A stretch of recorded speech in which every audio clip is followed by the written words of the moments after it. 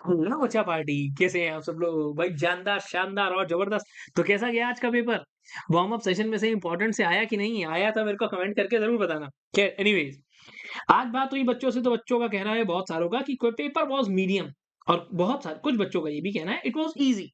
अब मैं मिलवाऊं कौन है ये इजी वाले? बेटा, किसी का भी पेपर अगर इजी जा रहा है, मीडियम जा रहा है, या मैं कहता हूँ टफ जा रहा है, डिफिकल्ट जा रहा है, तो ये सीधा सीधा उनकी तैयारी पे डिपेंड करता है यार।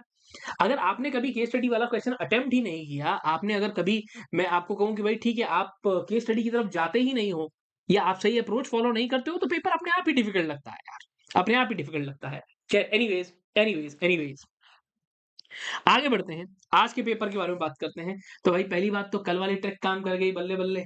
हर बारी काम नहीं करती है, मैं बार-बार बोलता हूँ एजुकेटिव गेस है, एजुकेटिव गेस है। तो इसका मतलब ये नहीं है भैया, एक एजुकेटेड गेस अगर हमने अपन ने लगा दिया तो हर बारी काम करेगा। वैसे भी चलो, अब आते हैं सीधा मुद्दे की बात पे, रखते हैं आप सब बच्चों के सामने पेपर। पेपर, यस, रखते हैं आप सबके सामने पेपर। कहाँ गया पेपर?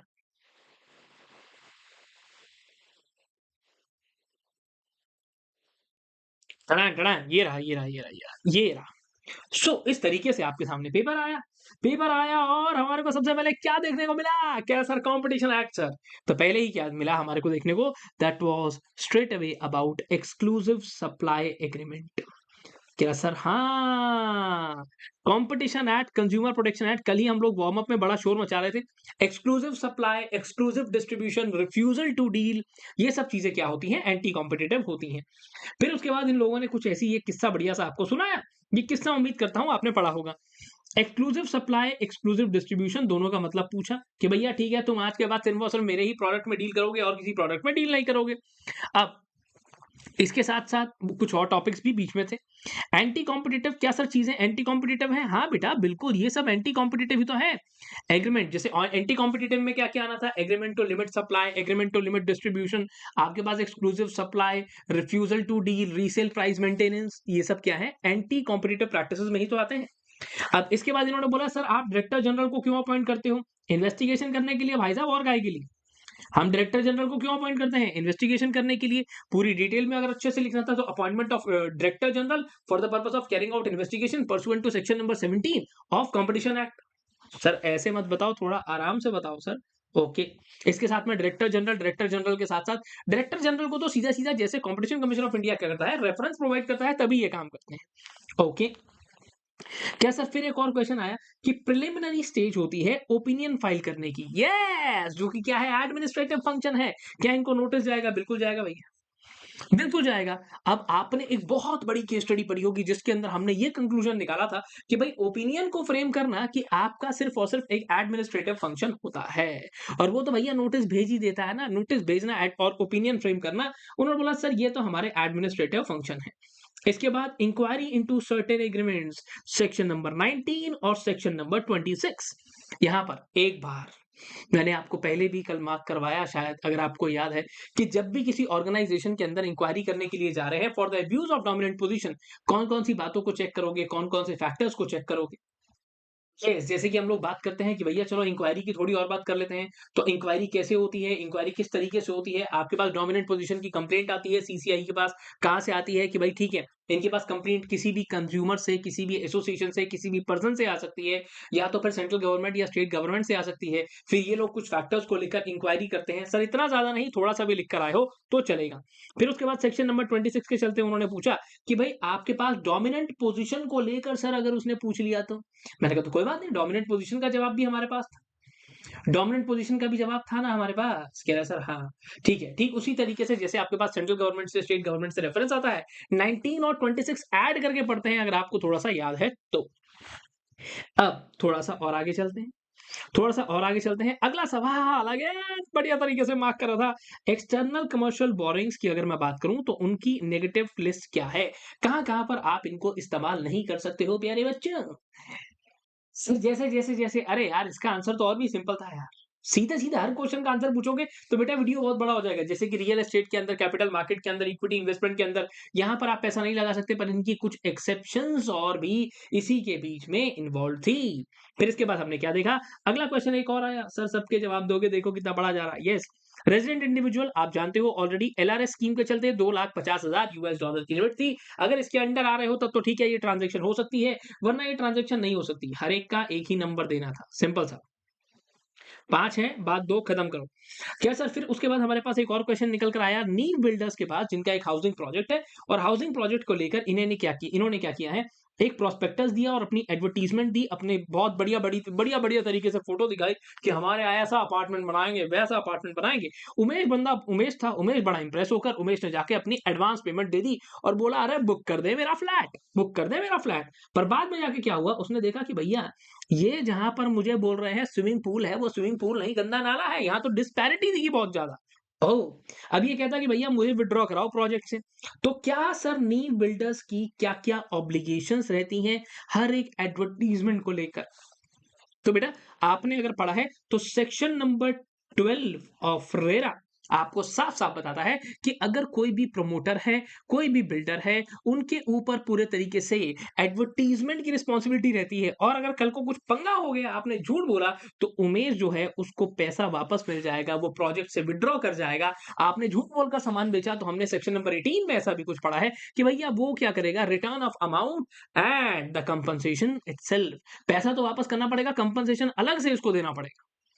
ओके सर, थोड़ा सा और आगे बढ़ते हैं, अगली बात पर आते हैं। फिर बच्चों हमारे पास क्या था, आपके पास कल आपको याद है कि मैंने वार्म अप सेशन के अंदर आपको कुछ चीजें नोट करवाई थी। नहीं याद होगा, कहाँ से याद होगा भाई, कहाँ से याद होगा यार। अब तुम लोग थोड़ी ध्यान रखोगे कि नेगेटिव लिस्ट कल मैंने मार्क करवाया था, ऐसा थोड़ी बोलोगे, ऐसा थोड़ी बोलोगे यार। नहीं बोलोगे ना, कॉमेंट कल मैंने मार्क करवाया था, आज उसने पूछ लिया, ऐसा थोड़ी बोलोगे बेटा, ऐसा थोड़ी बोलोगे। नहीं बोलोगे ना, नहीं बोलोगे ना, पक्की बात है ना? हाँ सर, नहीं बोलेंगे सर।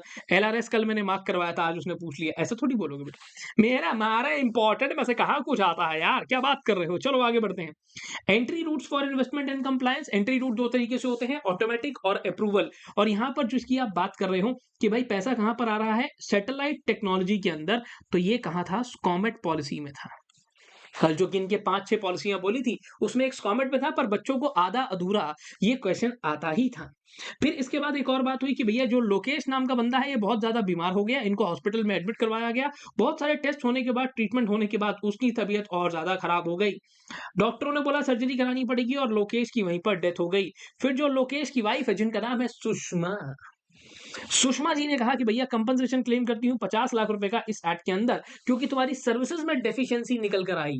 अब बच्चों बात ये है कि अगर सर्विसेज में डेफिशिएंसी निकल कर आई तो क्या ये कंज्यूमर है? बिल्कुल ये कंज्यूमर है सर।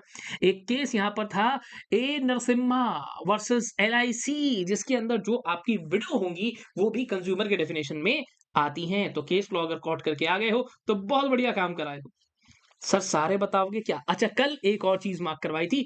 मैंने बोला था कि बेटा prevention of money laundering act में जा रहे हो, है ना बेटा? अब कहाँ ही आता है हम लोगों का। प्रोसेस के साथ-साथ केस स्टडी का ध्यान रखना। पढ़ाते हुए बोला भी था कि विजय मदन लाल, लो पूछ लिया। विजय पब्लिक सर्वेंट है, ये बताओ प्रोसीड्स ऑफ क्राइम क्या होती हैं? और पीएमएलए के अंदर अपने आंसर को केस स्टडी के साथ सबमिट करो।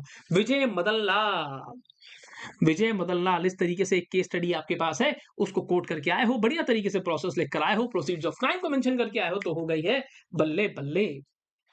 अरे यार कहाँ मैं 5-6 मिनट का रिव्यू बनाता हूँ, बच्चों के साथ बहुत बड़ा हो जाता है review. Fugitive economic offender, rule of evidence, अलग से ही एक टेबल बना हुआ है, 3 पॉइंट्स के अंदर मेंशन्ड है, सीधा क्वेश्चन है। फॉरेन ट्रेड पॉलिसी के की हाइलाइट्स, वैसे तो सब बच्चों ने ये बनाकर लिखे हैं, पर बनाकर लिखने वाली बात नहीं थी। एक आधा टॉपिक मैं मानता हूँ कि चलो भैया पूरा फॉरेन ट्रेड पॉलिसी छोड़ा, तो सर कुछ ना एक आधा तो बनता है, बनता है। पर सर की हाइलाइट्स के अंदर अगर मैं बात करूं फॉरेन ट्रेड पॉलिसी की, तो हमारे पास जैसे टाउन्स ऑफ एक्सपोर्ट एक्सेलेंस, अगर आपको याद हो ये बातें आपने लिखी, रिकॉग्निशन ऑफ एक्सपोर्टर्स, थोड़ा सा कॉमेट पॉलिसी का जिक्र कर दिया, तो ठीक है कुछ ना कुछ नंबर यहाँ पर बन जाएंगे। अब इसेंशियल कमोडिटीज एक्ट, अरे सर हाँ, एसेंशियल कमोडिटीज एक्ट, हाँ यार कल एक बच्चे ने मेरे को बोला भी कि जो जो आप बोलोगे वो सब छोड़कर मैं दूसरे वाला करके चला जाऊंगा। बेटा बहुत बढ़िया बेटा, शाबाश बेटा। तो एक शॉर्ट नोट, एक इंपॉर्टेंस, रैशनले माने इंपॉर्टेंस आपसे उसने यहां पर पूछ ली।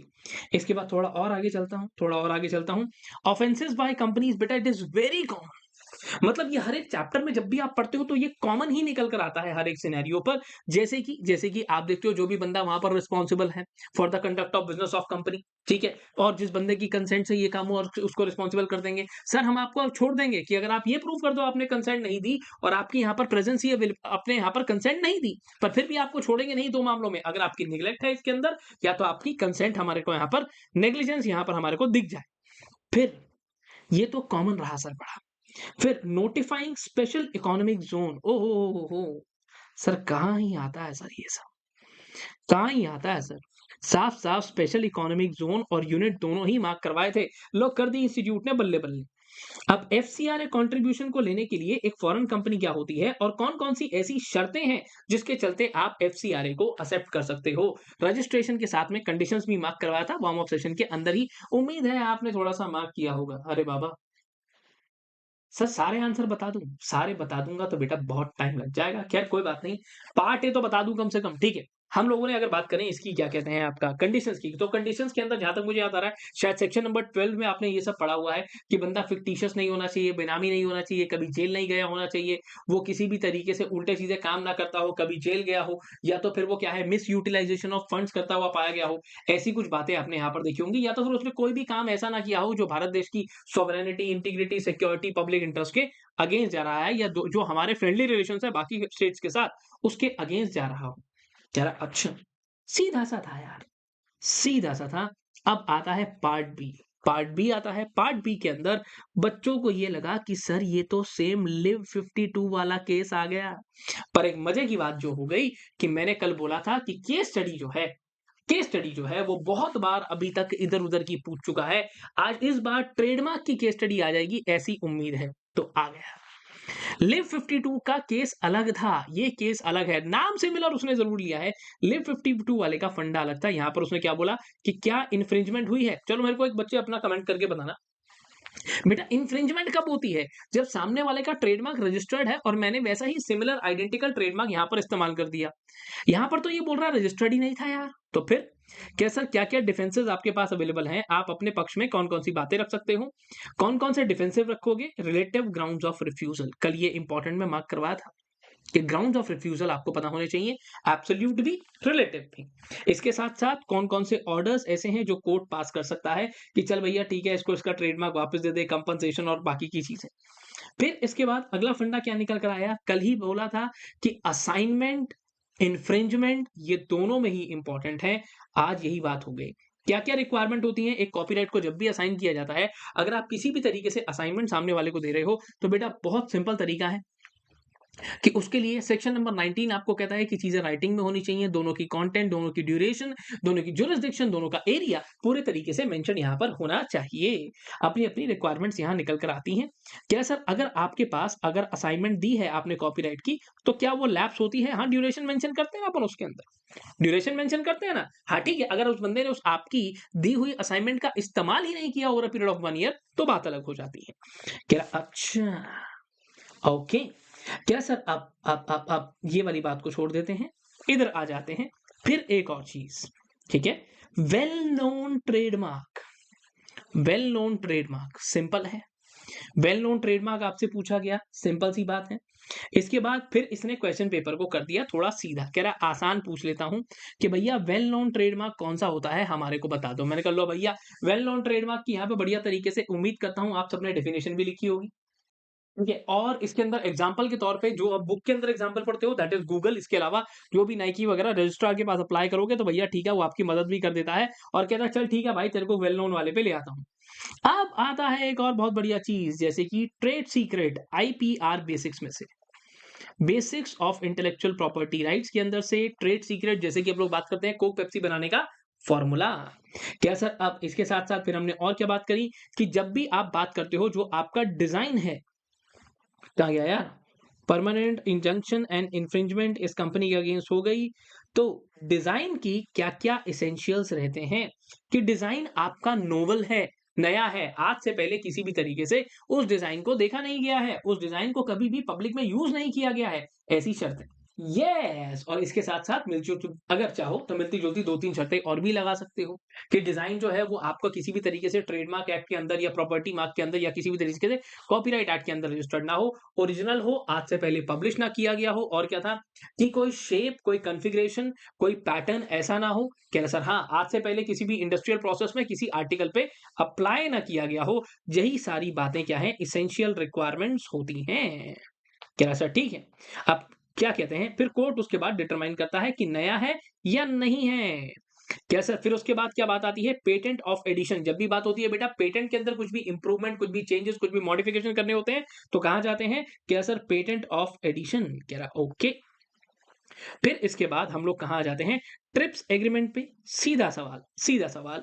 अब उसके बाद जियोग्राफिकल इंडिकेशन के अंदर क्या अनफेयर कंपटीशन की बात हम लोग कर रहे हैं। अभी तक कंपटीशन एक्ट के अंदर नहीं है ये कहाँ पहुंच गया है, जीआई के अंदर पहुंच गया है। और मेरे वाले बच्चों ने ये अटेम्प्ट नहीं किया क्या? हाँ शायद तभी तभी तभी तभी तभी तभी हाँ तभी तभी तभी तभी हाँ ठीक है। ओके ओके, ठीक है ठीक है ठीक है। एक मिनट इधर आ जाता हूँ। तो power of police to seize the infringing copies, जिसको आप जहां पर आपने ये पढ़ा है, तो ये जहां तक मुझे याद आ रहा है शायद सेक्शन नंबर 64 होगा बेटा, कि जहां पर आपके जो सब इंस्पेक्टर हैं वो क्या करते हैं, उनके पास ये ओपिनियन आता है, फिर वो क्या करते हैं कि आप उनको लगता है कि हाँ भाई सही में इन्फ्रिंजमेंट हो रही है, नकली चीजें यहाँ पर बेची जा रही हैं, तो फिर वो क्या करते हैं, बंदे को अरेस्ट करते हैं और उसके बाद मजिस्ट्रेट के सामने उसे पेश करते हैं, और जितना भी सामान इन्फ्रिंजमेंट वाला होता है उसे अपनी कस्टडी में ले लेते हैं। फिर उसके बाद पेटेंट एक्ट के अंदर कंपल्सरी लाइसेंस, जब चीजें आपको क्या लगती हैं कि भाई आपके लोगों के यूज की हैं, कहीं ना कहीं पब्लिक इंटरेस्ट में इस चीज की बहुत ज्यादा जरूरत है, तो जैसे कंपल्सरी लाइसेंस होता है ठीक उसी तरीके से, बट कहाँ है ये, पेटेंट में है। जिसको आपने कहीं न कहीं पढ़ा होगा section number 88 power of controller के आसपास to grant the compulsory licenses. ऐसा कुछ आप लोगों ने पढ़ा होगा कि भैया ठीक है, अगर कंट्रोलर सेटिस्फाइड है कि हाँ भाई जरूरी है तो वो आपको लाइसेंस भी प्रोवाइड कर देता है, और अगर टर्म्स और कंडीशंस को आपने वायलेट करा तो वो आपके एग्रीमेंट से वापस भी आपको ले लेगा। फिर उसके बाद आपने कहीं ना कहीं ये पढ़ा होगा। और उसके बाद हमने बात करी थी बच्चों पेटेंट एजेंट, ठीक उसके अगला ही टॉपिक है कि पेटेंट एजेंट बनना है क्या करना पड़ेगा भैया, जो भी आपकी स्पेसिफिकेशंस हैं या एप्लीकेशन बनाना, जो भी कॉरेस्पॉन्डेंस करना होगा, ये सब चीजों के लिए केस की हियरिंग हो गई, ऑपोजिशन हो गया, डिफेंड करना, ये सब काम आपके पास आते हैं। कहीं ना कहीं सेक्शन नंबर 125 के आसपास इस टॉपिक को पढ़ाया जाता है। अब ठीक है, ठीक है, अभी तक के लिए आप एग्जाम देकर आए हो, बहुत अच्छी बात। बट अब एक काम और करना है। मैं वही सोच रहा था यार, मेरा एग्जाम रिव्यू वीडियो बड़ा छोटा सा होता था, आज थोड़ा बड़ा हो गया, कोई बात नहीं। अभी मैं जानता हूँ छुट्टी है, अभी मैं जानता हूँ छुट्टी है। 25th of December there will be no exam. क्या करेंगे, आज के दिन को ऐसा मत करना कि देर इज नो स्टडी। आज कतई ऐसा मत करना कि 24th ऑफ डिसम्बर को आप पढ़ाई ना करो। आज बिल्कुल पढ़ाई करो, चाहे मैं कहता हूं 2 चैप्टर करो, पर करो। अगर आज आपने 2 से 3 चैप्टर नहीं करे बेटा, तो फिर वही बर्डन पड़ जाएगा, कल पे सारा लोड शिफ्ट हो जाएगा। जो बच्चे दोनों ग्रुप दे रहे हैं उनको एसबीआईएल में, जो एक ग्रुप दे रहे हैं उनके लिए, अगर आप आज ही 2-3 चैप्टर टैक्सेशन के कर लोगे तो क्या प्रॉब्लम है, आई टैक्स के 2-3 चैप्टर कर लो ना यार, कल सुबह आराम से उठ जाना।